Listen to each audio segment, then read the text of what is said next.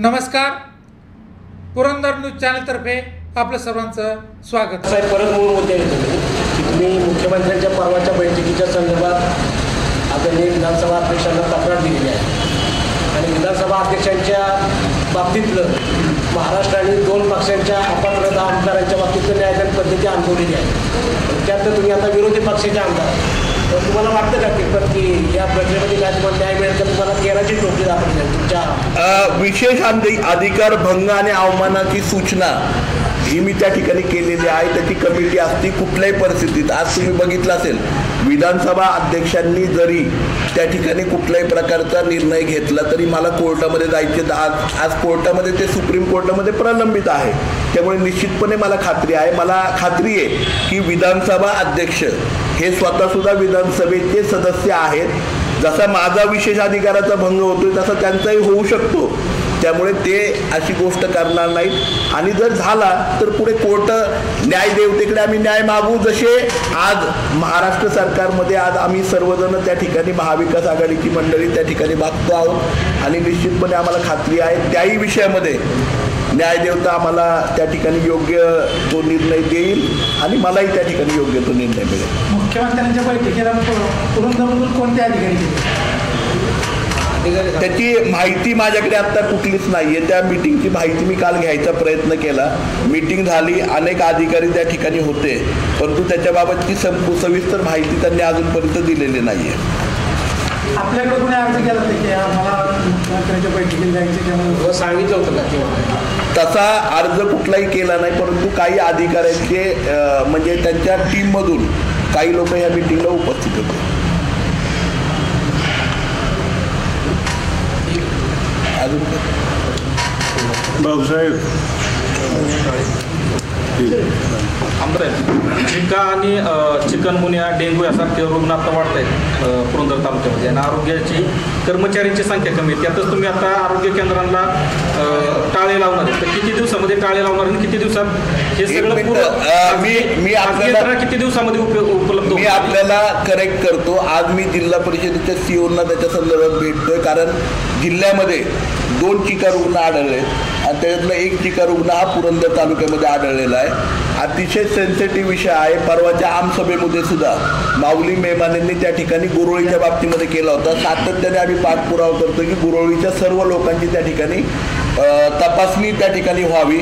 मी आज सीओना, जिल्हा परिषदेच्या सीओनाही त्याच्या संदर्भात भेटतोय, कलेक्टर महोदयांनाही भेटतोय आणि कंपल्सरी आम्हाला आरोग्य कर्मचारी द्यावेत किंवा मग काही प्रायव्हेट हॉस्पिटल्सला किंवा सरकारी दवाखान्यांना तुम्ही सांगावं आणि आरोग्याची शिबिरं त्वरेने त्या ठिकाणी घ्यावे. आणि एवढ्यावरती आम्ही थांबत नाहीये, तर चॅरिटी कमिशनरला भेटून जे मेडिकल 55 हॉस्पिटल्स वेगवेगळे आहेत त्या प्रत्येक हॉस्पिटलला चॅरिटी कमिशनरने त्या ठिकाणी आम्हाला चॅरिटी कमिशनरने निर्देशित करावं आणि पुरंदर तालुक्यातल्या आरोग्याच्या बाबतीमध्ये आम्हाला बॅकअप उपलब्ध करावा अशा प्रकारची विनंती करणार. सर, तुम्ही आपण पाहिलं की 2019ला पुरंदर तालुक्यात करांदळीला महापूर आला होता. महापूर आल्यानंतर अगदी नारायणपूरपासून ते खाली जेजुरीपर्यंत बहुतांश ठिकाणी गावचे अनेक ठिकाणचे रस्ते वाहून गेले. पोल्ट्री शेड असतील, मोठे स्मशानभूमी, दशक्रिया विधी गाव, अनेक गावांना त्याचा धोका पोहोचला.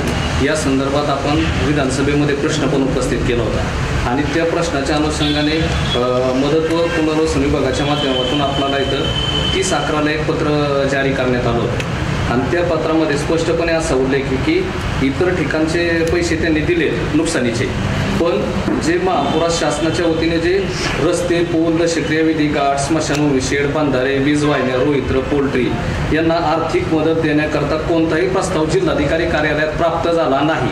म्हणजे पुरंदर तालुका प्रशासन एवढ्या मोठ्या प्रमाणावरती कोट्यवधी रुपयांचं नुकसान होऊन सुद्धा तालुक्यातून एकही प्रस्ताव त्या ठिकाणी जिल्हाधिकारी कार्यालयात जात नाही.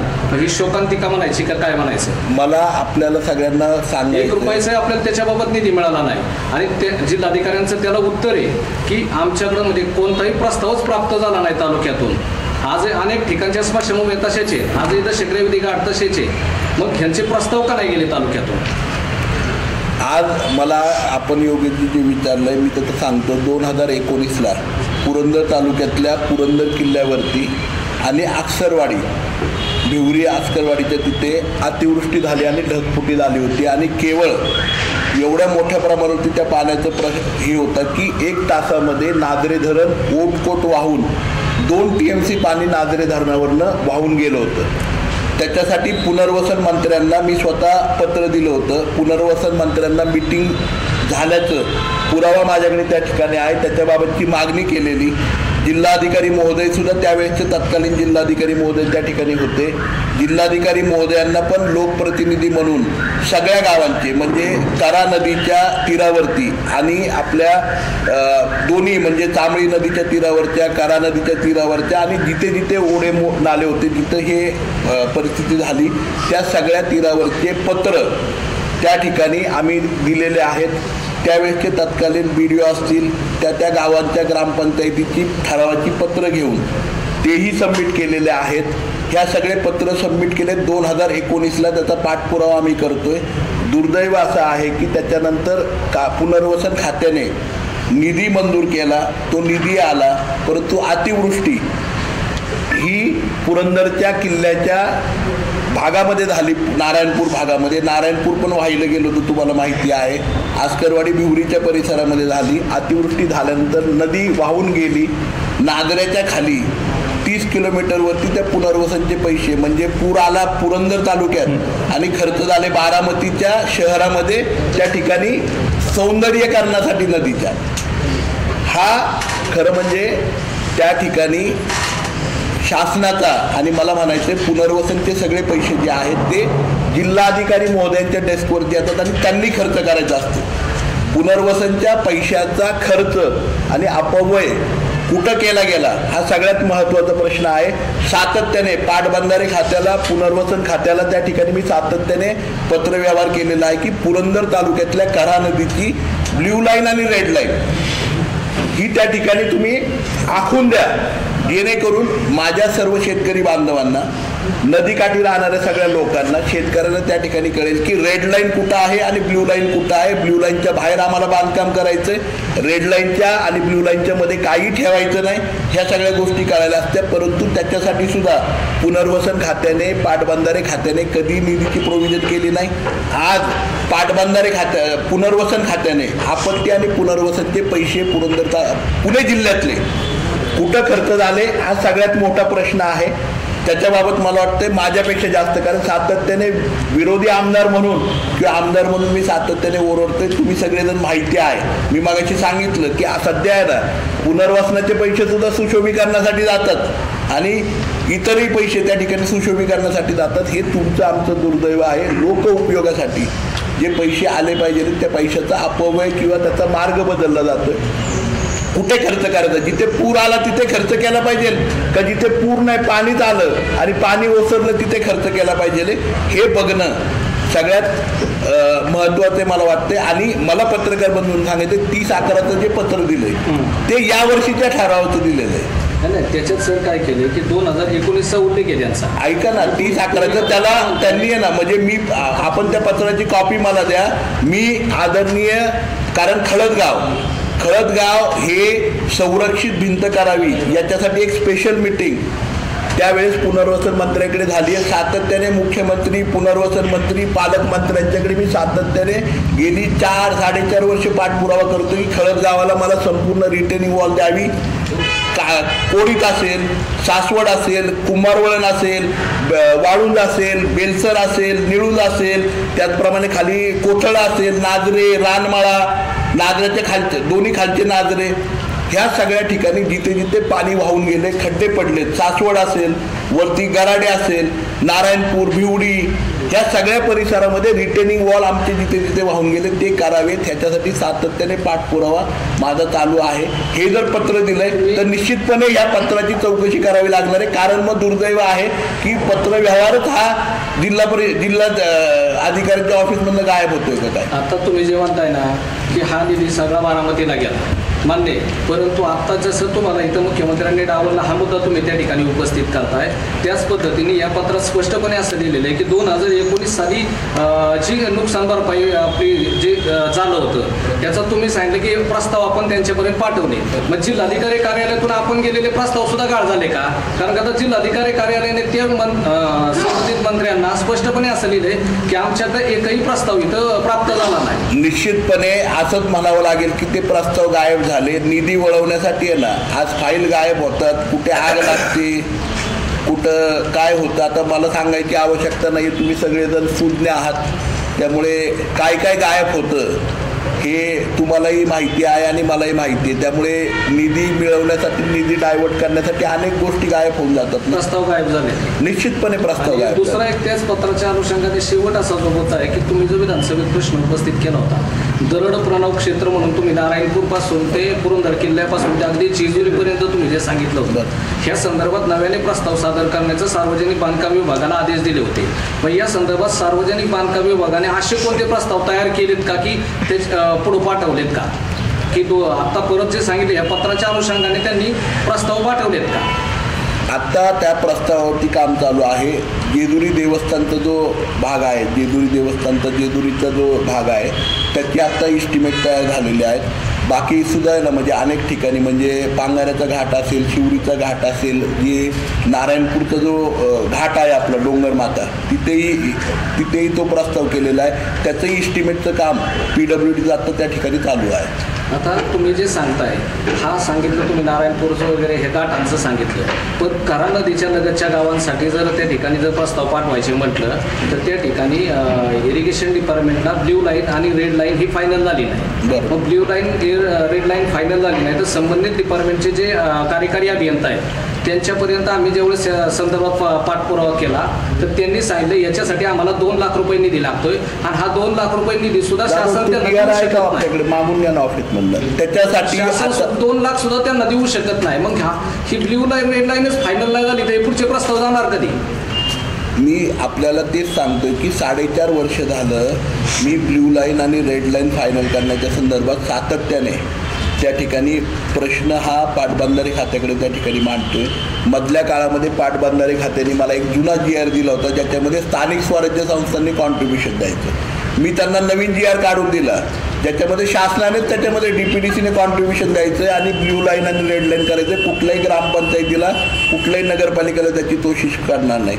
परंतु त्याच्यावरती खरं म्हणजे काय झालेलं आहे तुम्हाला एक मी स्पष्टपणे सांगतो. मागच्या 2.5 वर्षामध्ये विरोधी आमदाराचं पत्र घ्यायचं अलग लक्षात आणि ते करायचं, इनवर्ड करायचं, जे पत्र अडचणीचं आहे ते गायब करायचं, एवढंच काम आहे ना सध्या शासनामध्ये मला वाटतं त्या ठिकाणी चालू आहे. आमदार साहेब 2019 सुप्रिया सुळे तुम्ही आणि काही लष्कर सेवानिवृत्त अधिकाऱ्यांनी नदी सुधार कार्यक्रमाचं भूमिपूजन केलं होतं संगमेश्वरला. त्या कामात पुढं काय झालं? आता काम चालू आहे ना त्याचं. कसं किती वेळ येतं काम? काहीच नाही ना. 1 मिनिट ऐका भाऊ. त्याच्यामध्ये त्या कामाला निधी आपल्याला उपलब्ध झाला होता मागचं महाविकास आघाडीचं सरकार असताना. सदर्व निधीवरती स्टे त्या ठिकाणी आला. त्या निधीला स्टे आल्यामुळे ते काम उशिरा सुरू झालं. आज जर तुम्ही बघितलं तर एक बाजूचं दगडाचं त्याच्यासाठी तुझा निधी पहिल्या टप्प्यामध्ये त्यांनी मंजूर केला होता 1.5 कोटी रुपये. 1.5 कोटीचं काम अजून चालू आहे. तो संपूर्ण जो प्रस्ताव होता दगडी कामाचा तो पहिल्या पेशव्यांच्या समाधीपासून ते सोपान काकांच्या मंदिरापर्यंतचा प्रस्ताव पूर्णपणे होता आणि संगमेश्वराचा परिसर त्याच्यामध्ये संपूर्ण जो प्रोजेक्ट आहे तो 8.5 कोटी रुपयांचा आहे. फक्त 1.5 कोटीचा प्रस्ताव मंजूर झाला. त्याला स्टे होता कोर्टामधनं. आम्ही त्या ठिकाणी त्या संबंधित स्टे हा उठून आणल्यानंतर त्या ठिकाणी ते काम सुरू झालं. त्याच्यासाठी जवळपास 2022 पासून 2023 पर्यंत आम्हाला 7 महिने कोर्टामध्ये गेले. कोर्टाचा आदेश झाल्यानंतर ते टेंडर झालं आणि ते काम सुरू झालं. परवाच्या जलजीवनच्या मीटिंगमध्ये नागरिकांची मागणी असली की शाश्वत पाण्यासाठी सासवडच्या धर्तीवरती विहिरीचं पाणी साठवण टँक करून करावं. त्या संदर्भातली काय आता काय परवाच्या जलजीवनच्या मीटिंगमध्ये नागरिकांची मागणी अशी झाली की सासवडच्या धर्तीवरती शाश्वत पाण्यासाठी टँक करावे विहिरीचं पाणी आणून आणि ते पाणी द्यावं. त्याबाबत काही साठवण स्टोरेज हे आता जे जलजीवन मिशनचं काम आहे त्याच्यामध्ये जी आता वाढीव मागणी केलेली, अनेक वाढीव वस्त्या अनेक गावांच्या राहिलेल्या आहेत, काही ठिकाणी पाण्याचे कनेक्शन राहिलेले आहेत आणि काही ठिकाणी पाण्याच्या टाक्यांची वाढीव मागणी आहे. तर त्याच्यामध्येच तो साठवण तलाव जे आहेत, आपण जसं सोलर पंप घेतले सगळ्या बॅकअपमध्ये, तसेच साठवण तलाव सुद्धा आपण त्या ठिकाणी घेतो, ज्याप्रमाणे आपण नीरेला घेतले. नीरेला आपण तो प्रयोग केला पहिला कॅनॉलच्या बाजूला पाटबंधारे खात्याची जागा घेऊन. तशाच प्रकारे आपण ते साठवण तलावांचा हे घेतोय, कारण यावर्षी सुद्धा आपण बघितलं की सातत्याने दर 4 वर्षाने आपल्याला भीषण दुष्काळाला त्या ठिकाणी सामोरे जावं लागतंय आणि पुरंदरच्या पूर्व भागामध्ये त्या ठिकाणी शेतीला पाणी मिळतंय पुरंदर उपसा किंवा जाणाईच्या माध्यमातून, परंतु प्यायला पाणी उपलब्ध होत नाही. त्यामुळे प्यायच्या पाण्यासाठी साठवण तलाव हे असावेत की जेणेकरून 1 महिना त्या प्रत्येक गावाला किंवा त्या MGPची जर ती स्कीम असेल तर त्या स्कीमला 1 महिना पाणी पुरेल एवढं पाण्याचा साठवण तलाव त्या ठिकाणी उपलब्ध व्हावा. सासवडच्या स्कीममध्ये आणि जेजुरीच्या स्कीममध्ये सुद्धा आपण साठवण तलाव त्या ठिकाणी अंतर्भूत करू. आता जलजीवनची डिझाईन आता बदलता का नाही, तसं जलस्रोत तुम्ही जलजीवनची डिझाईन आता बदलता का नाही, त्याचं रिवाईज करता का नाही, जलस्रोत तुम्ही आता बदलून घेणार का? म्हणजे जसं नाद्याचं धरले, पिलानोडे धरलेले, माहूर धरलेले, तर ते लोकांच्या मागणीप्रमाणे मूळ जलस्रोत बदलणार का? ज्या स्कीम झालेल्या नाहीयेत त्याचे जलस्रोत आता बदलतोय. जसं आम्ही परिंच्याच्या बाबतीमध्ये निर्णय घेतला, परिंच्याचा जो जलस्रोत होता तो पूर्वी संगम डॅमचा होता, मग तो माहूर डॅमचा केला होता. माहूर डॅम आणि संगम डॅमचा बदलून आम्ही त्या ठिकाणी वीर डॅमचा घेतला आहे. जिथे जिथे स्कीम पूर्ण झालेल्या नाहीत किंवा सुरुवात झालेली नाही तिथे ऐका ना, तिथे बारमाही करतोय आपण, जिथे बारमाही उपलब्ध आहे. आणि नाझरे वगैरे ह्या स्कीम पूर्ण झालेल्या. तर वनपुरीच्या गावचा जलस्रोत होता, तर वनपुरीला आम्ही त्या ठिकाणी प्रादेशिकच्या स्कीममध्ये म्हणजे दिवे, त्यानंतर सोनवरी आणि झेंडेवाडी ह्या स्कीममध्ये आम्ही अंतर्भूत करून टाकले, जेणेकरून वनपुरी गावाला सुद्धा आता घोरवडीमधूनच पाणी त्या ठिकाणी उपलब्ध. प्रादेशिकच्या ज्या स्कीम आहेत ना, समजा जरी पूर्ण झाले असले त्याची वितरणी का, तरी साधारणतः 110 कोटीच्या तालुक्यातल्या स्कीम येतात, त्या पूर्ण झाले असले तरी ते समजा काही नाझरे धरण असेल, पिलानोडे असेल, गराटे धरण असेल, असे ठराविक ठिकाणावरूनच ते आहेत सगळ्या. तर त्या ठिकाणी साठवण टँकमधून त्या जलस्रोतला जोडलं जाऊ शकेल ना? होऊ शकतं का असेल करायचं? होऊ शकेल ना. जसं आपण आता तुम्ही जर बघितलं तर प्रादेशिकच्या स्कीम, जसं आता पोंड्याची स्कीम आहे, पोंडे आपण त्या ठिकाणी माळशिरस म्हणजे पारगाव माळशिरसच्या स्कीमला आपण पोंडे जोडायचा प्रयत्न करणं, जेणेकरून ते ॲडिशनल राहील. आणि नाझऱ्यामध्ये ज्या स्कीम आहेत, जर उद्या जेजुरीला आणि MIDCला वीरमधनं पाणी त्या ठिकाणी येतंय, वीर हे बारमाही एक कन्फर्म सोर्स आहे. त्यामुळे ज्यावेळेस जेजुरीसाठी आपण जो पेशवे तलाव आहे जुन्या जेजुरीमधला, त्या ठिकाणी साठवण तलाव करतोय, त्या साठवण तलावाला एक लाईन ही आपण त्या ठिकाणी ह्या प्रादेशिक योजनांची त्या ठिकाणी देणार. जसं दिव्याच्या ह्याला आता आम्ही सासवडची जी गराडेची लाईन आहे ती एक ॲडिशनल सोर्स म्हणून देतो. जर उद्या घोरवडीला पाणी कमी राहिलं तर जी दिवे प्रादेशिक आहे त्या गावांना घोरवडी आटल्यानंतर अडचण येऊ नये म्हणून गराड्याच्या लाईनचं एक कनेक्शन आम्ही सासवड लाईनचं एक कनेक्शन त्याला ॲडिशनल दिलंय. अशा प्रकारच्या योजना करतोय आणि म्हणजे आमचं मत असं आहे की कुठल्याही परिस्थितीत लोकांना प्यायच्या पाण्यापासून वंचित राहू नये. शिवरी प्रादेशिक योजनेत पिलनवाडीचं कमी पडतं, त्याच धर्तीवरती वीरवरून शिवरी प्रादेशिकसाठी काय तरतूद करणार का किंवा कसं? शिवरी प्रादेशिक पिलनवाडी कमी पडतं, ऑलरेडी शिवरी प्रादेशिकची सर्व गावं कुठली आहेत अलीकडची आहेत आणि ते तर पिलनवाडीपर्यंत त्यांची मुख्य व्यतिरिक्त जाणार आहे. त्या लोकांचा विरोध आहे. परवा मी पाहिले की त्या लोकांनी त्याबाबत आंदोलनाचा मार्ग बनवला की तिथे करू नये म्हणून आमचं का. मागच्या वर्षी दुष्काळ होता, त्यामुळे त्या लोकांनी आंदोलनाचा पवित्र मारला. वरती काळा खडक जे आहे म्हणजे पांगारेच्या वरती ते धरण सुद्धा अजून अपूर्ण आहे. ते धरण पूर्ण झाल्यानंतर पिंगोरीला सुद्धा त्या धरणाचा बॅकअप राहणार आहे. पांगारे गावाला सुद्धा इरिगेशनसाठी त्या धरणाचा चांगल्या प्रकारे फायदा होणार आहे. ते धरण झाल्यानंतर ते परिपूर्ण होणार आहे. आणि मी पुन्हा एकदा आपल्याला करेक्ट करतो, शिवरी प्रादेशिक असेल किंवा पारगाव प्रादेशिक असेल, पारगाव प्रादेशिक नाझऱ्यावरनं आहे, शिवरी प्रादेशिक जी आहे ती पिलनवाडीवरनं आहे. या दोन्ही योजनांना आम्ही भविष्य काळामध्ये जर अडचण आली, जसं MIDCतनं जेजुरी नगरपालिकेला पाणी द्यायचा प्रयत्न केला किंवा MIDCतनं या प्रादेशिक योजनांच्या पिण्याच्या पाण्यासाठी मोरगाव असेल किंवा पुरंदरच्या काही ह्यांना आपण पाणी दिलं कोळविऱ्याला वगैरे, तशा प्रकारे हे पाण्याचं कनेक्शन जे आहे ते जेजुरी नगरपालिकेला आणि MIDCला येत असताना त्याचे ॲडिशनल स्टोरेज टँक करून ह्या स्टोरेज टँकमधलं ह्या प्रादेशिक योजनांना आम्ही कनेक्टिव्हिटी देणार आहोत. जर आपले इथले सोर्स आटले तर, म्हणजे नाझरे असेल, पिलनवाडी असेल, गराडे असेल किंवा बोरवडी असेल. सर पण आता प्रश्न की तुम्ही आता हे जे सगळं सांगताय ते तुम्ही वाढीव प्रस्ताव केले, हे पूर्वीच्या ह्याच्यात नाही आहे सगळं तुम्ही आता जे बरोबर आहे. बरोबर. आता खळदचा जर बारकाईने विषय केला तर खळदमध्ये आपण जे काही वाड्या वस्त्या आमच्या राहिल्या होत्या त्याचा सुधारित प्रस्ताव करून आपण त्या संबंधित डिपार्टमेंटला झालेला दिले तर 1.5 वर्ष जवळपास झालं, परंतु अद्यापर्यंत त्यांना मंजुरी मिळालेली नाही. मग आपण हे तुम्ही जे सगळं सांगताय हे शासन तुमच्यावरती वारंवार अन्याय करतंय असं जर असेल तर हे तुम्ही जे दिलेले प्रस्ताव आहे ह्यांना शासनाकडून मंजुरी मिळेल ह्याची शाश्वती कितपत आहे? आज हे शासन दरबारी दिलेले, आज जर तुम्ही बघितलं पुरंदर तालुक्यातले 65 आणि जीवन प्राधिकरणाचे आपले 11 प्रस्ताव, एवढे प्रस्तावांना आहे ना आपण वाढीव मंजुरीसाठी, वाडी वस्ती राहिली आहे, गावं राहिली आहेत, पाण्याची टाकी राहिली, हे वाढीव प्रस्ताव आपण दाखल केले, त्याच्या प्रमा दाखल केलेले आहेत. आणि आता शासनाचं आयुष्य हे फक्त 2.5 वर्षाचं राहिलंय, 2.5 महिन्याचं राहिलंय. त्यामुळे 2.5 महिन्यानंतर आम्हाला खात्री आहे महाविकास आघाडीचं सरकार येणार आहे. त्यामुळे हे विषय ना आम्ही 100% हे सरकार घालवण्यासाठी तुम्ही जिल्ह्याचे अध्यक्ष आहात, काँग्रेस पक्षाच्या वतीने तुमचा जिल्ह्यात काय प्रोग्राम आहे? तुम्ही किती जागा लढणार आणि किती हे करणार जिल्ह्यामध्ये आता तुम्ही हे सरकार पुणे जिल्ह्याचा अध्यक्ष म्हणून मी निश्चितपणे सांगतो, आज पुरंदर हवेली बरोबरच बोरवेल्ला मुळशी या आमच्या हक्काच्या 2 जागा आहेत. त्याच्याबरोबर जुन्नर असेल, खेड असेल आणि मावळ ह्या 3 जागांची मागणी काँग्रेस पक्ष म्हणून आम्ही आदरणीय प्रदेशाध्यक्ष नानाभाऊ पटोले आणि आदरणीय बाळासाहेबजी थोरात साहेबांच्याकडे त्या ठिकाणी आम्ही मागणी केलेली आहे. आम्ही आग्रही आहोत आणि आमच्याकडे सक्षम चांगले उमेदवार त्या ठिकाणी आहेत. मावळमध्ये, लोणावळ्यामध्ये, आमच्या नगरपालिकेमध्ये आमचा उपनगराध्यक्ष होता, आमचा तिथे चांगल्या प्रकारची संघटना आहे. देहू कॅन्टॉन्मेंटमध्ये सुद्धा आमचे 2 नगरसेवक होते 5 पैकी. लोणावळ्यामध्ये 6 नगरसेवक आणि उपनगराध्यक्ष आमचा होता. ग्रामीण भागामध्ये सुद्धा आमचं संघटना चांगली आहे. जवळपास आमच्याकडे 30 विकास सोसायट्या आणि 12 सरपंच त्या ठिकाणी आहेत. त्यामुळे मावळमध्ये काँग्रेस पक्षाची ताकद खूप चांगली आहे. काँग्रेसकडे सक्षम उमेदवार त्या ठिकाणी आहे. त्यामुळे निश्चितपणे मावळची जागेसाठी आम्ही आग्रही आहोत आणि निश्चितपणे काँग्रेसचा मावळचा आमदार झालेला आपल्या सगळ्यांना बघायला मिळेल.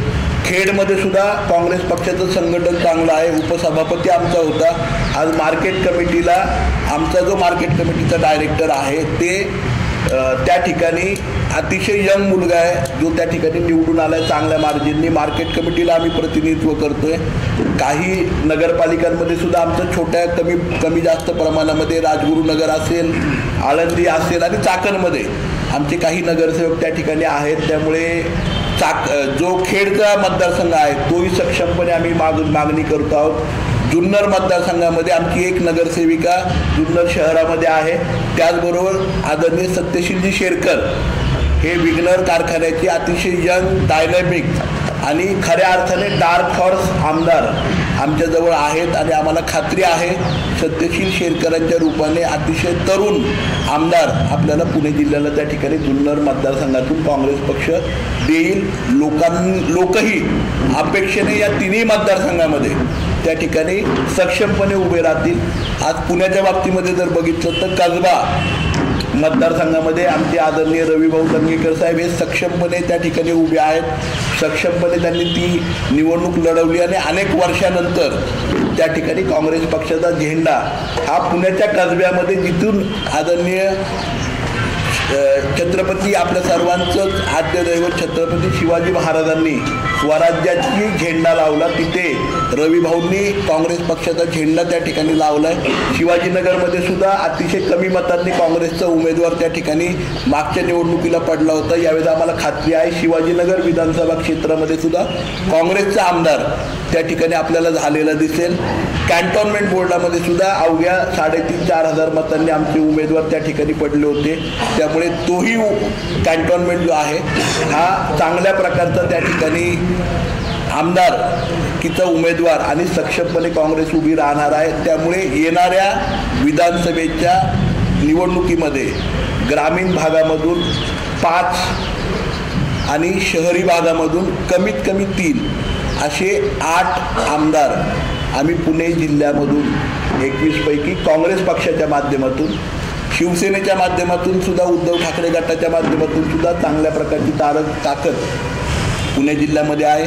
आणि खऱ्या अर्थाने आमच्या महाविकास आघाडीचे लोकनेते आणि या देशाचे कृषी मंत्री आदरणीय शरदचंद्रजी पवारसाहेब यांच्या मार्गदर्शनाखाली सक्षमपणे शरदचंद्रजी पवारसाहेब गटाचं सुद्धा ताकद मोठ्या प्रमाणावरती पुणे जिल्ह्यामध्ये आहे. त्यामुळे पुणे जिल्ह्यामध्ये 21 पैकी जवळपास 17 ते 18 जागांच्यापर्यंत आम्ही त्या ठिकाणी पोचू अशी खात्री आम्हाला पुणे जिल्ह्यामध्ये. आघाडीमध्ये जर पाहिलं तर लोकसभेला आपण आघाडीचा धर्म पाळला, सुप्रियाताईंच्या पाठीमागे आपण खंबीरपणे मतदान करून घेतलो. परंतु सध्या विधानसभेच्या बाबतीमध्ये आपला सहकारी पक्ष असलेल्या राष्ट्रवादी चर्चेच्या गटातून वेगळा प्रयोग केला जातोय.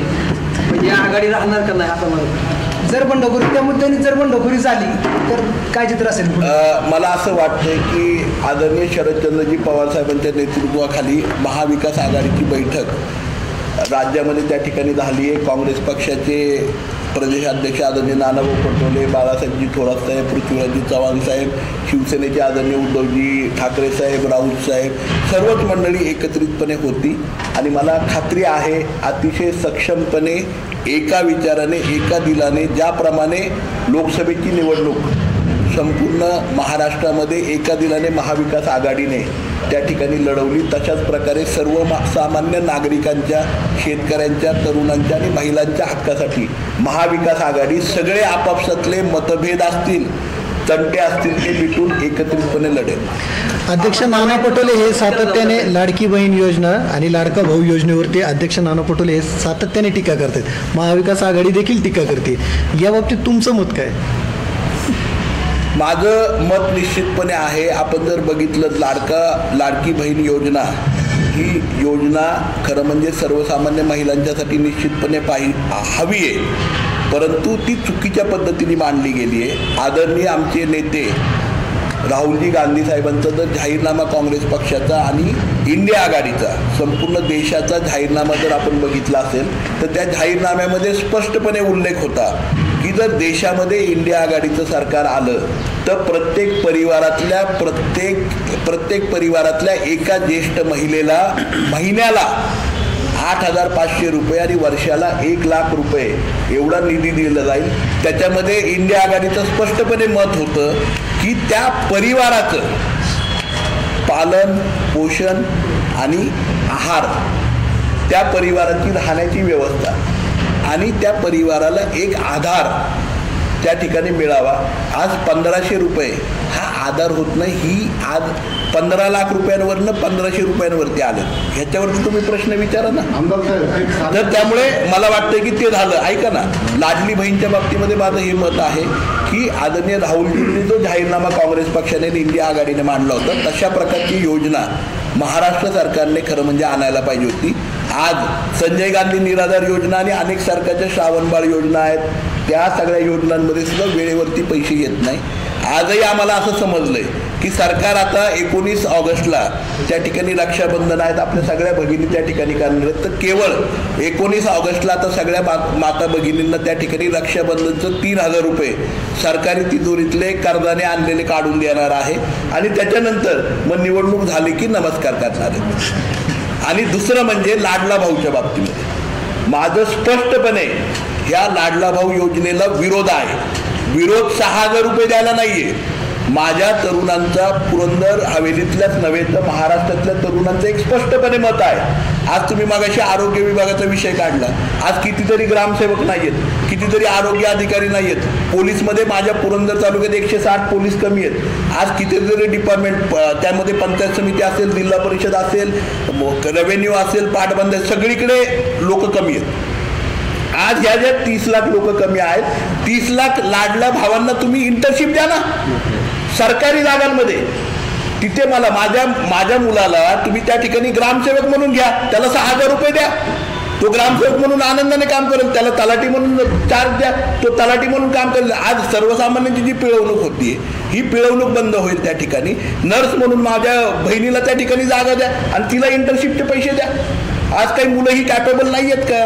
ह्या मुलांना संधी द्या ना तुम्ही का कॉन्ट्रॅक्टवरती लोक भरताय? तुम्ही त्या कॉन्ट्रॅक्टवरती भरायच्या ऐवजी तुम्ही त्या ठिकाणी ती जागा रिक्त ठेवून 2-2 चार्ज एका अधिकाऱ्याला दिल्यामुळे तो अधिकारी वेळ देऊ शकत नाही आणि मग त्याला भ्रष्टाचाराची लागण होती. आज भारतामध्ये भ्रष्टाचार हा केवळ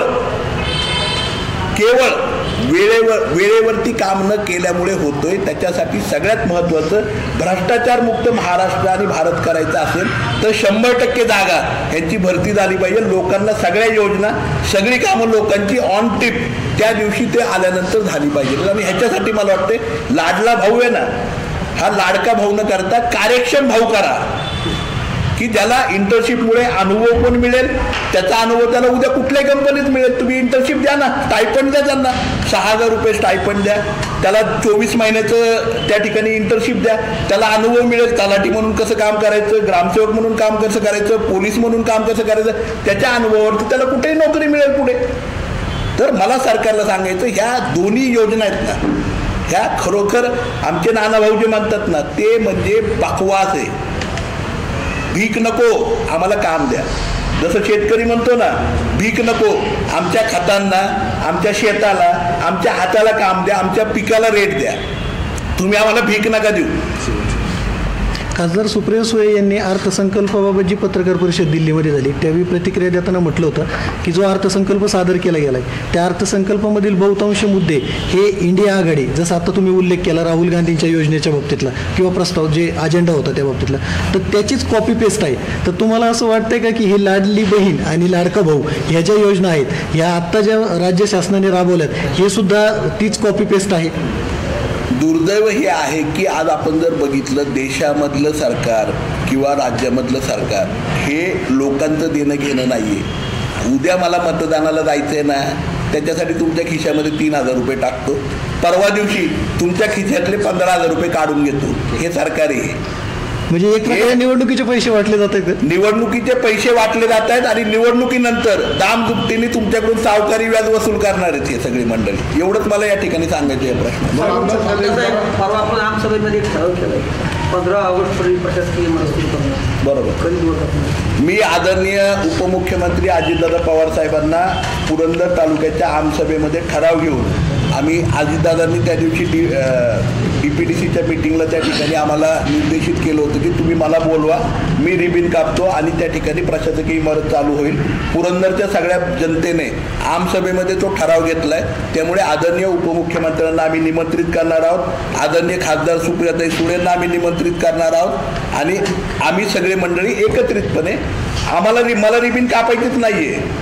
त्या ठिकाणी अनेक ज्येष्ठ मंडळी त्या ठिकाणी राहतील. जे मच्छरमुळे आज आजारी पडलेले आहेत ती सगळी माझी मंडळी सुद्धा त्या ठिकाणी उभी राहतील. पावसामध्ये उभी राहणारे सर्वसामान्य तरुण राहतील आणि त्या इमारतीचं उद्घाटन त्या मुहूर्त कधी लागेल? 15 ऑगस्टच्या आतमध्ये आज किंवा उद्या आदरणीय उपमुख्यमंत्री मला त्या ठिकाणी भेटणार आहेत. त्यांना भेटून तारीख आपल्याला त्वरेने कळवतो, परंतु कुठल्याही परिस्थितीत 15 ऑगस्ट हा शेवटचा मुहूर्त आहे.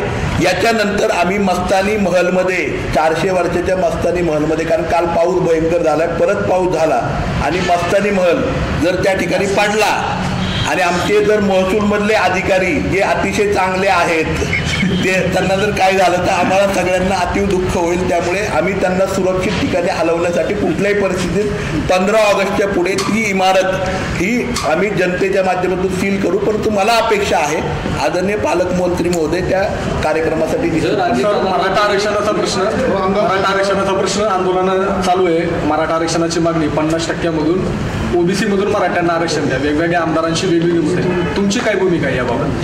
50%च्या आतून ओबीसी मध्ये मराठ्यांना आरक्षण द्या यासाठी जरांगेंचं आंदोलन चालू आहे. आमदारांची वेगवेगळी मतं, तुमची काय भूमिका आहे? आज जर आपण बघितलं माझी भूमिका अतिशय स्पष्ट आहे. आपण विधिमंडळामध्ये मराठा आंदोलनावरती, धनगर आंदोलनावरती, ओबीसी आंदोलनावरती आणि सर्वच एकूण रिझर्वेशनवरती अतिशय स्पष्टपणे भूमिका मी सरकार पुढे त्या ठिकाणी मांडली होती. मी सरकारकडे भावना व्यक्त केल्या होत्या आणि माझ्या मुलाचं उदाहरण मी त्या ठिकाणी दिलं होतं. आजही माझी भावना तीच आहे. सरकार केवळ या सगळ्या गोष्टी रेंगाळत ठेवते आणि ज्यांना खरं म्हणजे जातपात माहीत नाही आहे. आज माझ्या मुलाचं वय 14 वर्ष आहे. ज्यांना जातपात माहीत नाही आहे त्यांच्यापर्यंत जातीचं राजकारण केवळ हे प्रश्न रेंगाळत ठेवून करतोय. त्यामुळे माझं सरकारला आजही त्या ठिकाणी स्पष्टपणे मत आहे की आपण त्या ठिकाणी कुठल्याही परिस्थितीमध्ये आज त्या ठिकाणी काहीतरी निर्णय घ्यावा. जो काही तुम्हाला निर्णय घ्यायचा तो घ्या. तुमची कॅपॅसिटी नसेल तर बाजूला व्हा. कारण आदरणीय, एक मिनिट ऐका, आदरणीय राहुलजी गांधींनी पुन्हा एकदा मी सांगतो, इंडिया आघाडीच्या जाहीरनाम्यामध्ये त्या ठिकाणी स्पष्ट सांगितलं होतं आणि आजही तुम्ही ऐकलं असेल, आदरणीय खासदार सुप्रियाताई सुळे, आदरणीय राहुलजी गांधींनी मागची जी स्पेशल पहिलं अधिवेशन झालं त्याच्यामध्ये उल्लेख केला होता की ज्या ज्या ठिकाणी आरक्षणाचा प्रॉब्लेम आहे त्या ठिकाणी 50% अधिकचा आरक्षणाच्या बाबतचा ठराव संसदेमध्ये मंजूर करावा, जेणेकरून मराठा आरक्षणाचा प्रश्न, धनगर आरक्षणाचा प्रश्न, ओबीसी आरक्षणाचा प्रश्न, सर्वांच्या हक्काचा प्रश्न त्या ठिकाणी सुटणार आहे. याच्याबाबतचा इंडिया आघाडीच्या जाहीरनाम्यामध्ये सुद्धा स्पष्टपणे उल्लेख होता आणि याच्याबाबतचा सोल्युशन हे आमचे नेते आदरणीय राहुलजी गांधींनी त्या ठिकाणी स्पष्टपणे दिलेलं आहे. तुम्ही सगळ्यांनी तेच पाहिलेलं आहे. आम्ही त्या सोल्युशन बरोबर आहोत, कारण की मराठा आरक्षण, धनगर आरक्षण किंवा ओबीसीचं संरक्षण हे केवळ आणि केवळ तेव्हाच होणार आहे ज्यावेळेस 50%पेक्षा जास्तचं आरक्षणाला मंजुरी हे केंद्र सरकार त्या ठिकाणी ठराव करणार आहे. आज केंद्रामध्ये पण हेच बसलेले आहेत, राज्यामध्ये पण हेच बसलेत. खेळ पण ह्यांनीच मांडलेला आहे. तुम्ही भांडा, तुम्ही कुत्र्यासारखे भुंकत राहा आणि आम्ही मजा बघतो आणि कधीतरी एखादा चिकनचा, मटनचा किंवा लाडवाचा तुकडा टाकतो. अशी अवस्था महाराष्ट्रातल्या सर्वसामान्य समाजाची केलेली आहे.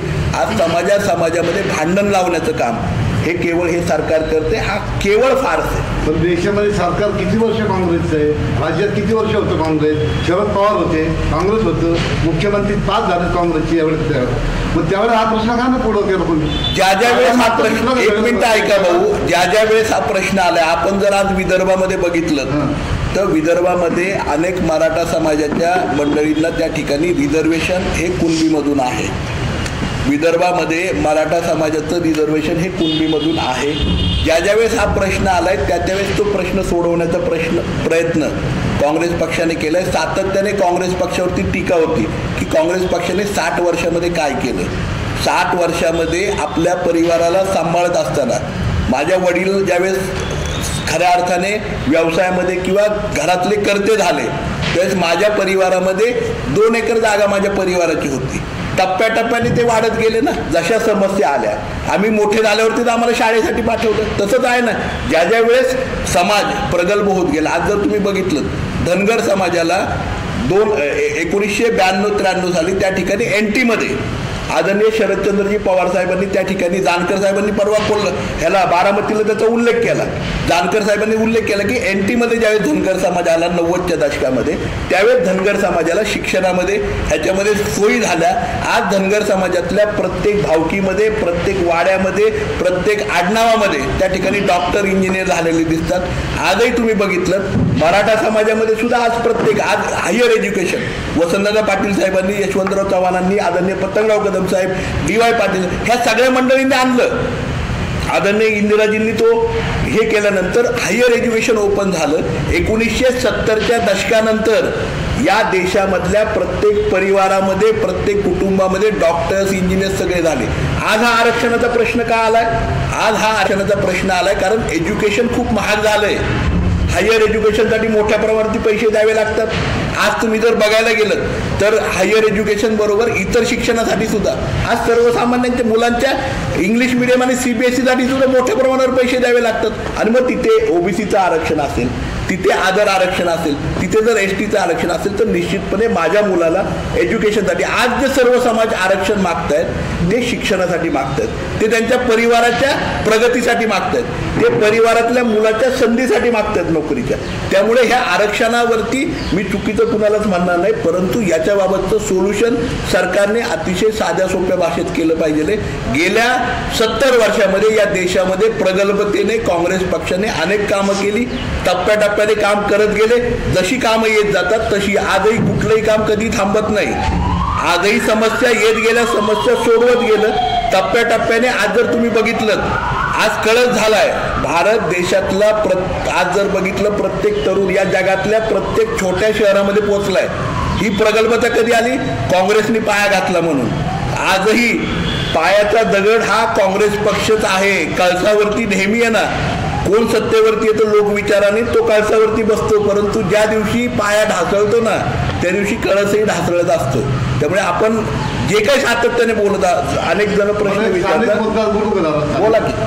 10 वर्ष शिवसारे आमदार होते, तुम्ही 5 वर्ष आहात. त्यांनी केलेल्या योजनांना तुम्ही विरोध केला. तुम्ही आज काय नवीन कारखान्यावरनं स्टे येतोय. या तालुक्याचं नुकसान किती होतं? सगळ्या योजना मागं पाडतात. आदरणीय शिवतरेंच्या एकाही योजनेला मी त्या ठिकाणी स्टे दिलेला नाही. विरोध केला. एक मिनिट मी तुम्हाला करेक्ट. गुंजवणी मागं पडली. एक मिनिट. बाजूला पडला. तुम्ही प्रश्न सुद्धा होत नाही अजून. ऐका ना, तुम्ही प्रश्न विचारला, मी त्या प्रश्नाचं उत्तर देतो. आदरणीय शिवतरे साहेबांनी पहिलं तर प्रशासकीय इमारत घेतो. प्रशासकीय इमारतीचं जर डिझाईन बघितलं आजही चुकीचं आहे. त्याच्यामध्ये SD ऑफिस नव्हतं, प्रांत ऑफिस. मी असेल, दौंडचे आमदार राहुलजी कुलसाहेब असतील, आम्ही सातत्याने फॉलोअप केला. आदरणीय थोरात साहेब असताना त्या ठिकाणी प्रांत ऑफिस सासवडला आलं आणि त्या ठिकाणी आज जर बघितलं आता स्प्लिट होऊन पुरंदरचे प्रांत वेगळे झाले, सासवडचे प्रांत वेगळे झाले.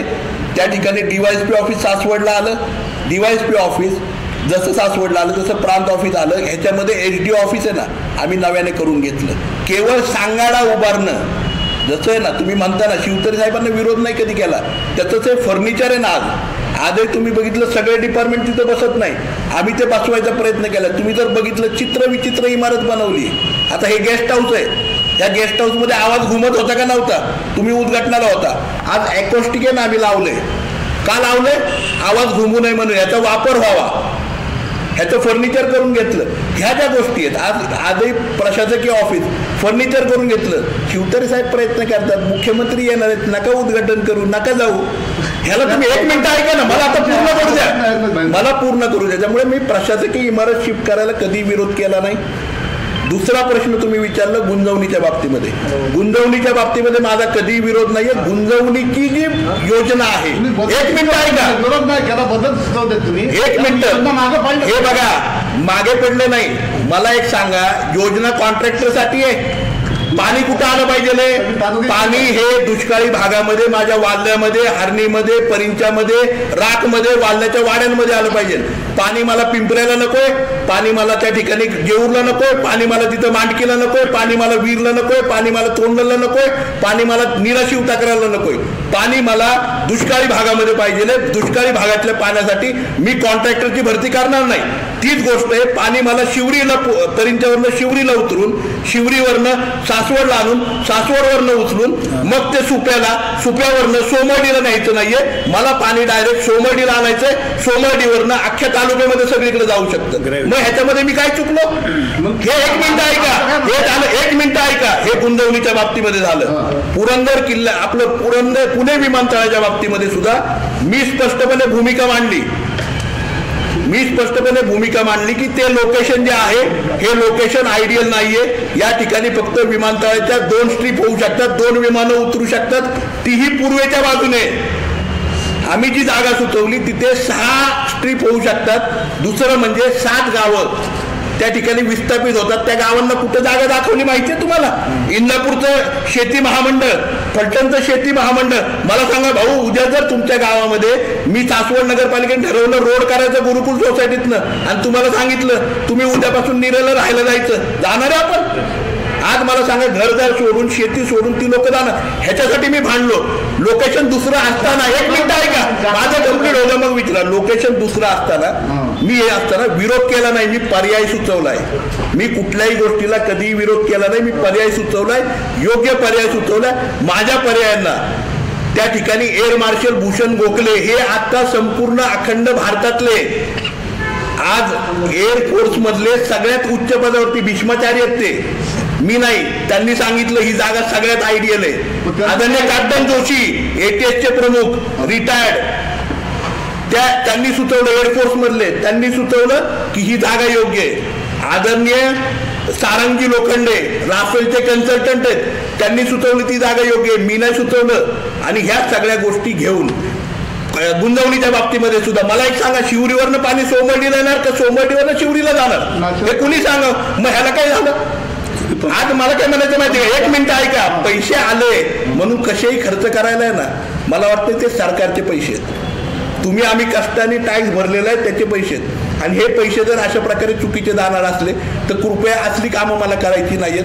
मला आहे ना पुरंदरच्या जनतेने मुक्त करावं, मला पुरंदरच्या जनतेसाठी काम करायचं आणि पुरंदरच्या जनतेबरोबर काम करायचं आणि म्हणून मला निवडून दिलं जनतेने.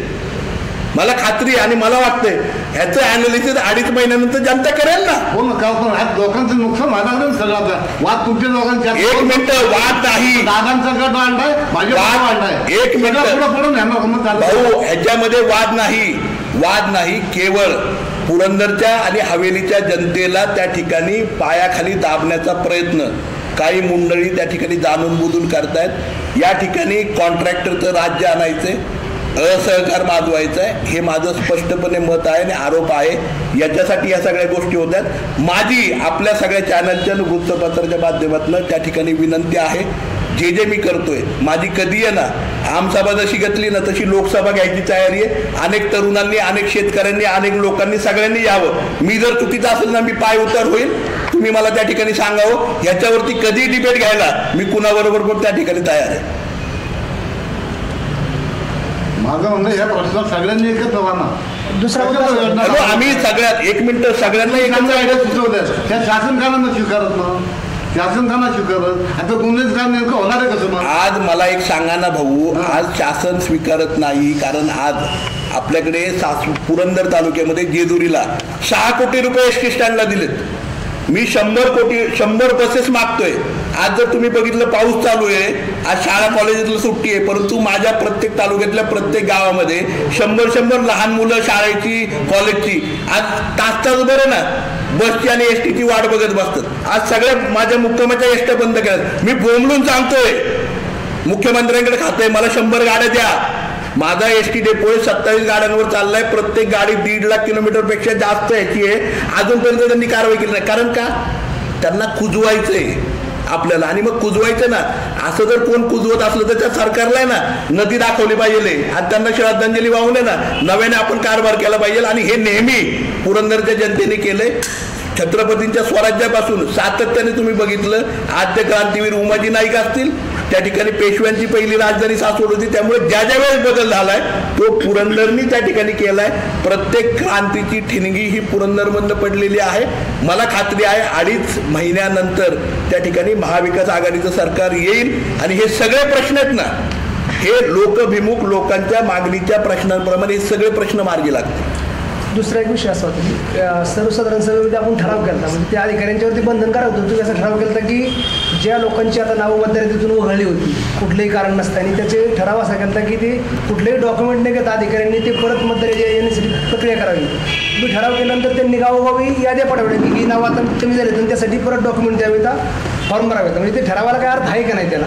आणि दुसरा एक असा विषय होता की DPDCची आता मिटिंग झाली, त्याच्यामध्ये जसं मागच्या मिटिंगमध्ये आपल्या पुरंदरला डावललं होतं. आता मी निधीवरून बराच वादंग झाला. आपल्या पुरंदरला काय त्याच्यामध्ये काही वेगळं 2 प्रश्न होते. आदरणीय सुप्रियाताई आणि आदरणीय खासदार अमोल कोल्हे दोघांनी त्या ठिकाणी स्पष्टपणे उल्लेख केलाय की ह्या जे डावललं गेलंय आम्हाला त्याच्यामध्ये आम्हाला निधी उपलब्ध व्हावा, आमदारांनाही निधी त्या ठिकाणी द्यावा.